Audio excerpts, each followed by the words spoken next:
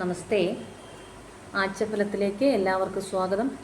ഫെബ്രുവരി 24 മുതൽ മാർച്ച് 2 വരെയുള്ള ഒരാഴ്ചത്തെ ഫലം.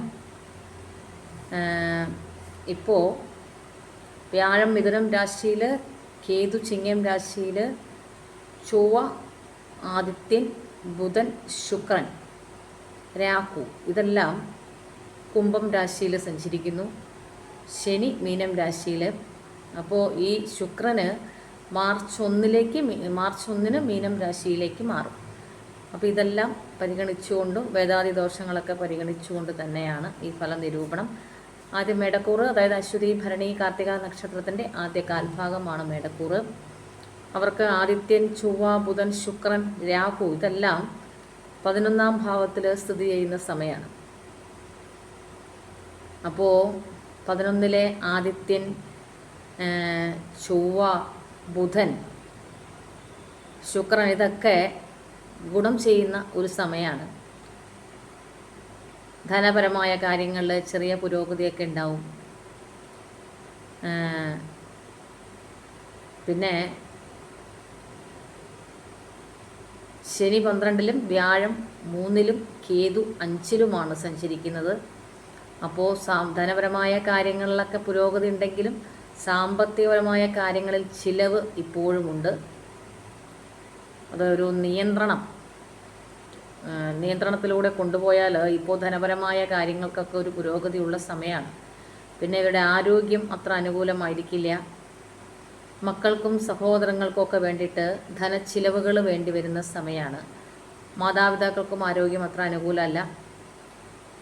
ശത്രുക്കളുടെ ഇടയിൽ നിന്നുള്ള ചില ഇടപെടലുകൾ, അതുമൂലമുള്ള മനപ്രയാസങ്ങളും മേടക്കൂറുകാർക്ക് ഇപ്പോൾ അനുഭവിക്കേണ്ടി വരുന്ന സമയമാണ്. അപ്പോൾ അതൊക്കെ കരുതിയിരിക്കുക. എങ്കിലും ധനപരമായിട്ട് ഇപ്പോൾ ഗുണം ചെയ്യുന്ന സമയം തന്നെയാണ് മേടക്കൂറുകാർക്ക്.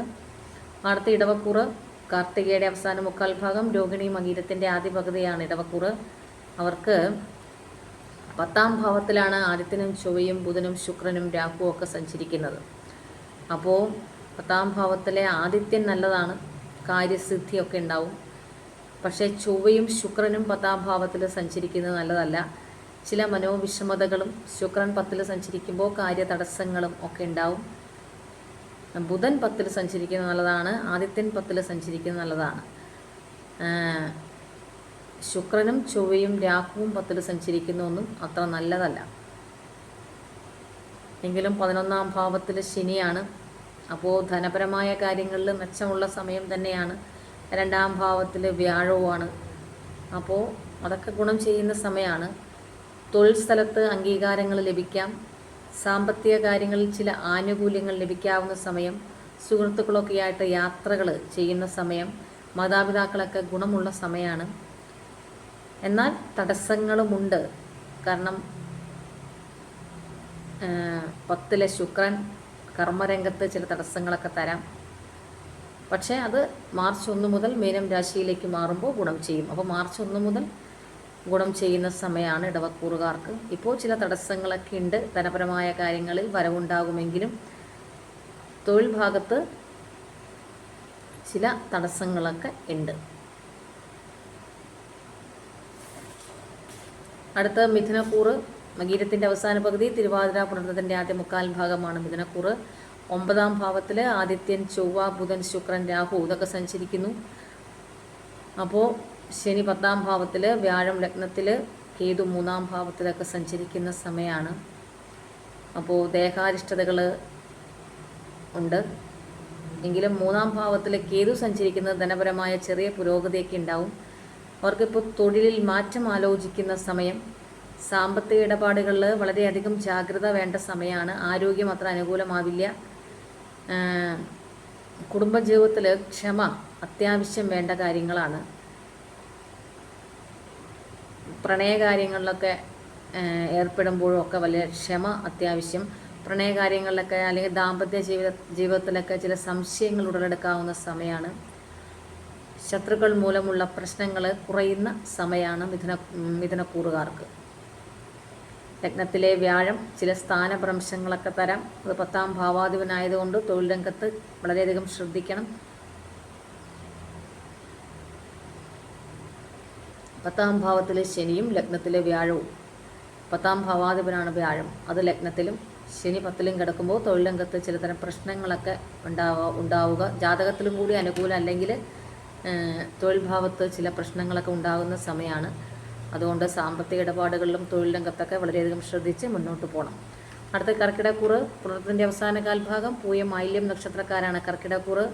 അവർക്ക് അഷ്ടമത്തിലാണ് രാഹുവും ആദിത്യനും ചൊവ്വയും ബുധനും ശുക്രനൊക്കെ ഇപ്പോൾ സഞ്ചരിക്കുന്നത്. ദേഹാരിഷ്ടതകൾ, ശത്രുപീഡകൾ ഒക്കെ ഉണ്ട്. ധനച്ചിലവുകൾ ഉണ്ട്. എങ്കിലും അഷ്ടമത്തിലെ ബുധനും അഷ്ടമത്തിലെ ശുക്രനും ധനപരമായിട്ട് ഗുണം ചെയ്യുന്ന സമയമാണ്. ചിലവുകൾ വർദ്ധിക്കും. ആരോഗ്യത്തിൽ വളരെയധികം ശ്രദ്ധ വേണം. പ്രത്യേകിച്ച് ഭക്ഷണവുമായി ബന്ധപ്പെട്ട് പുറമേ നിന്നൊക്കെ ഭക്ഷണം കഴിക്കുമ്പോൾ ഒക്കെ വളരെയധികം ശ്രദ്ധിക്കണം. അതുമൂലം ചില പ്രശ്നങ്ങൾ ഉണ്ടാകാവുന്ന സമയമാണ്. സുഹൃത്തുക്കൾ വഴി സഹായങ്ങളൊക്കെ ലഭിക്കാവുന്ന സമയമാണ് കർക്കിടക്കൂറുകാർക്ക്. അടുത്തത് ചിങ്ങക്കൂറ്. ചിങ്ങക്കൂറ് എന്ന് പറഞ്ഞാൽ മകം പൂരം ഉത്രത്തിൻ്റെ ആദ്യ കാൽഭാഗമാണ് ചിങ്ങക്കൂറ്. അവർക്ക് 7ാം ഭാവത്തിൽ ആദിത്യൻ ചൊവ്വ ബുധൻ ശുക്രൻ രാഹു ഇതൊക്കെ സഞ്ചരിക്കുന്ന സമയം. അപ്പോൾ ആദിത്യൻ 7 സഞ്ചരിക്കുന്നത് അത്ര അനുകൂലമല്ല. സഞ്ചാരം കൂടും, യാത്രകൾ കൂടും. 7 ചൊവ്വ അനുകൂലമല്ല, മനക്ലേശങ്ങൾ ഉണ്ടാവും. 7 ബുധൻ അനുകൂലമല്ല, ശാരീരിക ക്ലേശങ്ങൾ, മാനസിക ക്ലേശങ്ങളൊക്കെ വർദ്ധിപ്പിക്കും. 7 ശുക്രനും അനുകൂലമല്ല, ദാമ്പത്യ പ്രണയ വിഷയങ്ങളിലൊക്കെ വളരെയധികം ശ്രദ്ധിക്കണം. അഷ്ടമത്തിൽ ശനിയാണ്, അതും ആരോഗ്യപരമായിട്ട് അനുകൂലമല്ല. എങ്കിലും 11 വ്യാഴമുണ്ട്. അത് സ്ഥാനപ്രാപ്തിയും അംഗീകാരങ്ങളും ഒക്കെ ഉണ്ടാക്കിത്തരും. ലഗ്നത്തിലെ കേതു കാര്യങ്ങൾക്ക് ചില തടസ്സങ്ങൾ ഉണ്ടാക്കും. 7ാം ഭാവത്തിൽ രാഹു. അപ്പോൾ തൊഴിലിൽ പ്രശംസയൊക്കെ ലഭിക്കാം. സാമ്പത്തികമായിട്ട് ചെറിയ നേട്ടങ്ങളൊക്കെ ഉണ്ടാവാം. സുഹൃത്തുക്കളൊക്കെ ആയിട്ട് യാത്രകൾ, അവരൊക്കെ ആയിട്ട് സമയം ചിലവഴിക്കുക, അവരൊക്കെ ആയിട്ട് ധനം ചിലവഴിക്കുക, അങ്ങനെയുള്ള കാര്യങ്ങളൊക്കെ ഉണ്ട് ചിങ്ങക്കൂറുകാർക്ക്. കാര്യങ്ങളിൽ ചില തടസ്സങ്ങളുണ്ടാവും. കാരണം ലഗ്നത്തിൽ പാപഗ്രഹമാണ്, നിവർത്തി സ്ഥാനത്തും പാപഗ്രഹമാണ്. അപ്പോൾ നമ്മൾ വിചാരിക്കുന്ന പോലെയൊക്കെ കാര്യങ്ങൾ കൊണ്ടുപോകാൻ പറ്റില്ല. പങ്കാളിക്ക് എന്തെങ്കിലും തരത്തിലുള്ള ക്ലേശങ്ങളോ ഒക്കെ ഉണ്ടാകാവുന്ന സമയമാണ്. എങ്കിലും തൊഴിൽ രംഗത്ത് ഒരു പ്രശംസയൊക്കെ ലഭിക്കാവുന്ന ഒരാഴ്ചയാണ്. സാമ്പത്തികമായിട്ട് ചെറിയ നേട്ടങ്ങളോ ഒക്കെ ഉണ്ടാവാം. എങ്കിലും ഈ സുഹൃത്തുക്കളൊക്കെ ആയിട്ട് സമയവും ധനവും ചിലവഴിക്കുന്നതിനാൽ ധനച്ചിലവുകളും വർദ്ധിക്കുന്ന സമയമാണ്. അടുത്ത കന്നിക്കൂറ് ഉത്രത്തിൻ്റെ അവസാന കാൽഭാഗം, അത്തം ചിത്രയുടെ ആദ്യ പകുതി.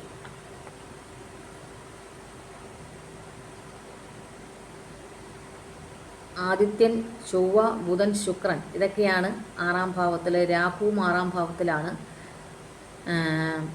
അപ്പോൾ 6ലെ ആദിത്യൻ നല്ലതാണ്, ചൊവ്വയും നല്ലതാണ്, ബുധനും നല്ലതാണ്. ശുക്രൻ 6ൽ സഞ്ചരിക്കുന്നത് ശത്രുതാപരമായ ചില പെരുമാറ്റങ്ങൾ മറ്റുള്ളവരിൽ നിന്ന് നമുക്ക് അനുഭവിക്കേണ്ടി വരും, പ്രത്യേകിച്ച് സ്ത്രീകൾ നിമിത്തമൊക്കെ. 10ലെ വ്യാഴവും കർമ്മരംഗത്ത് ചില പ്രയാസങ്ങൾ ഉണ്ടാക്കും. 12ലെ കേതുവും നമുക്ക് രോഗശങ്കകളോ അല്ലെങ്കിൽ രോഗങ്ങളെക്കുറിച്ചുള്ള ഭയമോ ഒക്കെ ഉണ്ടാക്കി തരുന്ന സമയമാണ്. തൊഴിലിൽ പുതിയ പദ്ധതികൾ, അവസരങ്ങൾ ഒക്കെ വന്നു ചേരാം. സാമ്പത്തിക ചിലവുകൾ വർദ്ധിക്കുന്ന സമയം. ഞരമ്പ് സംബന്ധമായ പ്രശ്നങ്ങൾ ഒക്കെ ഉണ്ടാവാം. സഹോദര സഹായങ്ങൾ കിട്ടാം. ശത്രുക്കളുടെ ഇടപെടലുകൾ ഉണ്ടാവും. അതിനെയൊക്കെ അവഗണിച്ച് മുന്നോട്ട് പോവുക. ഉത്രത്തിൻ്റെ അവസാന മുക്കാൽ ഭാഗം, അത്തം ചിത്തിരയുടെ ആദ്യ പകുതിയാണ് കന്യക്കൂറ്. അവർക്ക് തൊഴിൽ രംഗത്തൊക്കെ പ്രത്യേകം ശ്രദ്ധിക്കുക. മറ്റുള്ളവരുടെ ഇടപെടലുകൾ പരമാവധി അവഗണിക്കുക. അതിനെയൊക്കെ കണ്ടില്ല എന്നടിച്ച് മുന്നോട്ട് പോയാൽ ഇപ്പോൾ വലിയ പ്രശ്നങ്ങളൊന്നും ഉണ്ടാകാത്ത സമയം തന്നെയാണ്. തുലാക്കൂറ് ചിത്രയുടെ അവസാന പകുതി, ചോതി വിശാഖത്തിൻ്റെ ആദ്യ മുക്കാൽ ഭാഗമാണ് തുലാക്കൂറ്. അവർക്ക് 5ാം ഭാവത്തിൽ രാഹു സഞ്ചരിക്കുന്നു. ആദിത്യൻ ചൊവ്വ ബുധൻ ശുക്രനൊക്കെ 5ൽ. ആദിത്യൻ്റെ 5ലെ സഞ്ചാരം ചില രോഗാരിഷ്ടതകൾ തരും. ആദിത്യൻ്റെ ചൊവ്വയുടെ 5ലെ സഞ്ചാരം കുട്ടികൾക്ക് അത്ര അനുകൂലമായിരിക്കില്ല. എന്തെങ്കിലുമൊക്കെ തരത്തിലുള്ള ചിലവുകൾ അവർക്ക് വേണ്ടിയിട്ട് നമുക്ക് ചെയ്യേണ്ടതായിട്ട് വരും. പിന്നെ ബുധൻ 5ൽ സഞ്ചരിക്കുന്നത് ഉറ്റവരൊക്കെ ആയിട്ടൊരു വിരഹം ഉണ്ടാവും. 5ലെ ശുക്രൻ സന്താന നേട്ടം ഒക്കെ ഉണ്ടാവും. രാഹുവും 5ൽ സഞ്ചരിക്കുന്നത് നല്ലതല്ല. അപ്പം എങ്കിൽ ആകെ 5ൽ സഞ്ചരിക്കുന്നത് ശുക്രൻ മാത്രമാണ് അനുകൂലം. അപ്പോൾ 9-ലെ വ്യാഴവും 5-ലെ ശുക്രനും 11-ലെ കേതുവും തുലാക്കൂറുകാർക്ക് ഇപ്പോൾ അനുകൂലത നൽകുന്ന ഗ്രഹങ്ങളാണ്. ധനപരമായിട്ടൊക്കെ ഗുണം ചെയ്യുന്ന സമയമാണ്. സന്താനങ്ങളുടെ കാര്യത്തിൽ ചില ചിലവുകൾ ഒന്ന് വേണ്ടി വരും എന്ന് വച്ചാലും ഇപ്പോൾ സന്താന നേട്ടത്തിനും ഒക്കെയുള്ള സമയമാണ്. മാതാപിതാക്കൾ ഗുണമാണ്. അവരുടെ സഹായങ്ങൾ പിന്തുണയും ഒക്കെ ലഭിക്കാവുന്ന സമയം. കരിയറിൽ തന്നെ ഒരു മാറ്റത്തിന് സാധ്യതയുള്ള സമയമാണ്. സാമ്പത്തിക നിക്ഷേപങ്ങളെക്കുറിച്ച് ചിന്തിക്കുന്ന സമയമാണ്. വിദ്യാർത്ഥികൾക്ക് വിദ്യാഗുണമുള്ള സമയമാണ്. എതിരാളികളുടെ പ്രവർത്തനം ഫലിക്കാത്ത ഒരു സമയമാണ് ഇപ്പോൾ തുലാക്കൂറുകാർക്ക്. അതുകൊണ്ട് ഗുണം ചെയ്യുന്ന സമയം തന്നെയാണ് തുലാക്കൂറുകാർക്ക്. പിന്നെ ഈ 5-ലെ രാഹുവാണ് ആകെ ഒരു പ്രശ്നം. 5-ലെ രാഹു അത്ര അനുകൂലമല്ല. കാരണം നമ്മളൊരു ഒരു കാര്യങ്ങളെക്കുറിച്ച് ചിന്തിക്കുമ്പോൾ അതിൻ്റെ നല്ല വശങ്ങളെക്കുറിച്ച് ആദ്യം ചിന്തിക്കാതെ നെഗറ്റീവായിട്ടുള്ള വശങ്ങളെക്കുറിച്ച് ആദ്യം ചിന്തിക്കും, അതനുസരിച്ച് പ്രവർത്തിക്കും. അങ്ങനെയൊക്കെ ചെയ്യുന്ന ഒരു ന്യൂനത ഇപ്പോൾ തുലാക്കൂറുകാർക്ക് 5-ലെ രാഹു സഞ്ചരിക്കുന്ന സമയത്തുണ്ട്. അപ്പോൾ അതിലൊക്കെ ഒരു ശ്രദ്ധ കേന്ദ്രീകരിച്ച് മുന്നോട്ട് പോയാൽ ഇപ്പോൾ വലിയ പ്രശ്നങ്ങളൊന്നുമില്ലാത്ത സമയം തന്നെയാണ്. അടുത്ത വൃശ്ചികക്കൂറ്. വിശാഖത്തിൻ്റെ അവസാന കാൽഭാഗം അനിഴം തൃക്കേട്ടയാണ് വൃശ്ചികക്കൂറ്. ആദിത്യൻ, ചൊവ്വ, ബുധൻ, ശുക്രൻ, രാഹു ഒക്കെ 4 ശ്രദ്ധിക്കണം. മാനഹാനിയും അപമാനവും ഒക്കെ ഉണ്ടാകാവുന്ന സമയമാണ്.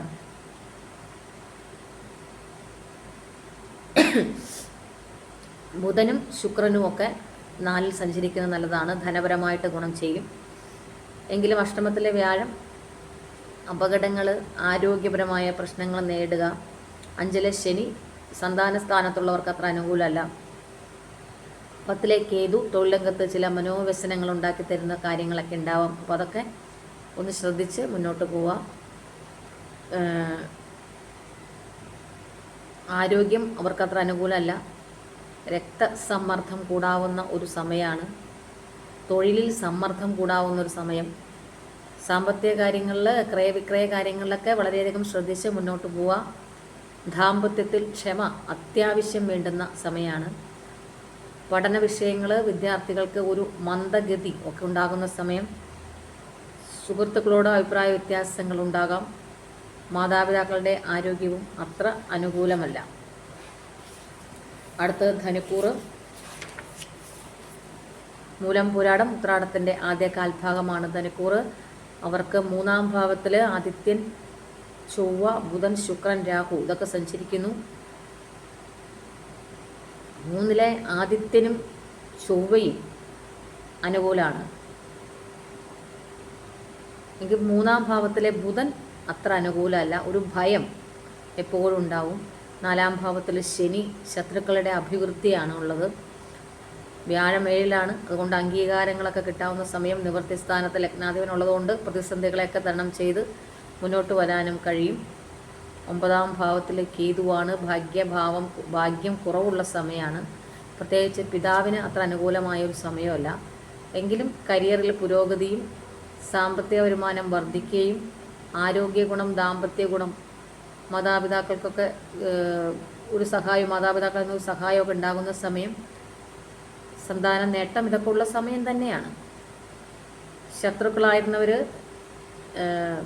ശത്രുക്കളുടെ സമീപനങ്ങൾ ഒന്ന് കുറയ്ക്കുന്ന സമയമാണ് ഈ ആഴ്ച. പൊതുവെ ഒന്ന് ശ്രദ്ധിച്ച് മുന്നോട്ട് പോവുക. വലിയ പ്രശ്നങ്ങളൊന്നും ധനുക്കൂറുകാർക്ക് ഇപ്പോൾ ഇല്ല.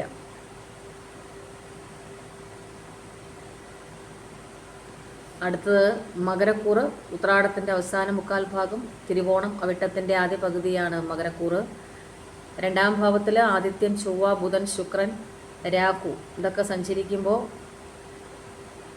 ധനച്ചിലവുകളും മനോവ്യസനങ്ങളും ഉണ്ടാവും. ധനപരമായ കാര്യത്തിൽ ലഗ്നാധിപൻ 3-ൽ സഞ്ചരിക്കുമ്പോൾ ധനപരമായ കാര്യത്തിൽ നേട്ടം തന്നെയാണ്.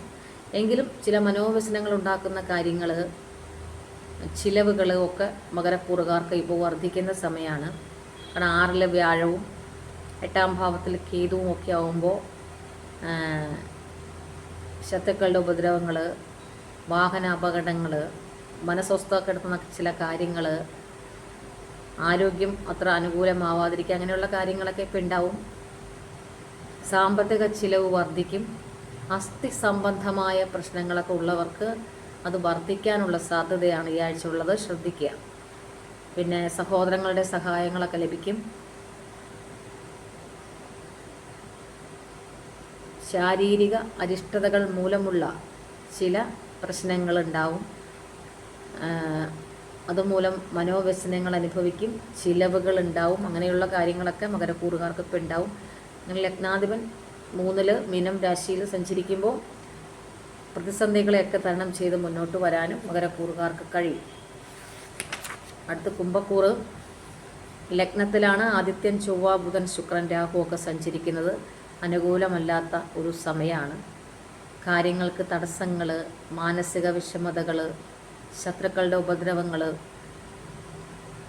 ഇതൊക്കെ അനുഭവിക്കേണ്ടി വരുന്ന സമയമാണ്. ബന്ധുക്കൾ, മിത്രങ്ങളൊക്കെ ആയിട്ട് കലഹങ്ങൾ, ഇതൊക്കെ ശ്രദ്ധിക്കുക. രാഹു ലഗ്നത്തിൽ സഞ്ചരിക്കുമ്പോൾ ദൂരദേശ ഗമനം, അന്യദേശത്തേക്ക് പോവുക, അങ്ങനെയുള്ള കാര്യങ്ങളൊക്കെ ഇപ്പോൾ ഉള്ള സമയമാണ്. 2-ാം ഭാവത്തിൽ ശനിയുമാണ്, അത്ര അനുകൂലമല്ല. 5-ാം ഭാവത്തിൽ വ്യാഴമുണ്ട്. അതുകൊണ്ട് പുത്ര സുഖപ്രാപ്തി, സന്താന നേട്ടം, സന്താനങ്ങളിൽ നിന്ന് ഗുണാനുഭവങ്ങൾ, അതൊക്കെ ഗുണം ചെയ്യും.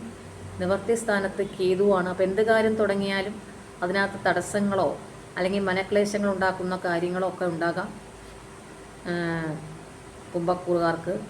എങ്കിലും കരിയറിൽ പുതിയ ചുമതലയും അതുമൂലം സാമ്പത്തിക നേട്ടവും ഒക്കെ ഉണ്ടാകാവുന്ന സമയമാണ്. പിന്നെ ഉറക്കക്കുറവ് മൂലം ഉണ്ടാകുന്ന ചില ആരോഗ്യ പ്രശ്നങ്ങൾ അലട്ടും. സുഹൃത്തുക്കളൊക്കെ ആയിട്ട് നല്ല ബന്ധം സ്ഥാപിക്കാവുന്ന സമയം. മാതാപിതാക്കളുടെ സഹായങ്ങൾ, പിന്തുണയും ഒക്കെ ലഭിക്കാവുന്ന സമയമാണ്. അടുത്ത മീനക്കൂറ്. ഉരുട്ടാതിയുടെ അവസാന കാൽഭാഗം, ഉത്രട്ടാതി, രേവതിയാണ് മീനക്കൂറ്.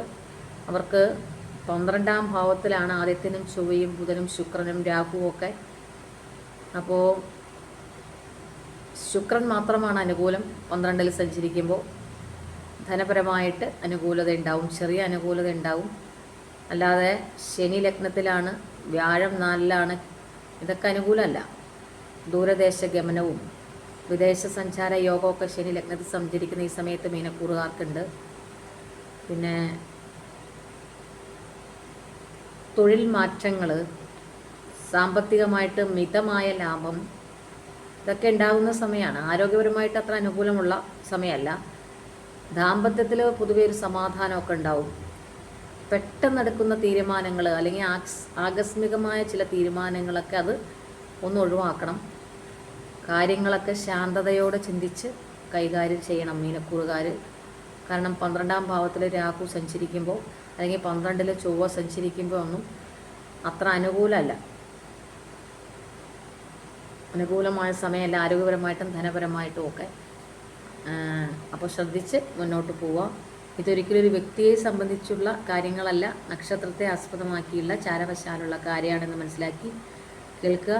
അപ്പോൾ എല്ലാവരും ഈശോ അനുഗ്രഹിക്കട്ടെ എന്നൊരു കൂടി പ്രാർത്ഥിക്കുന്നു. എല്ലാവർക്കും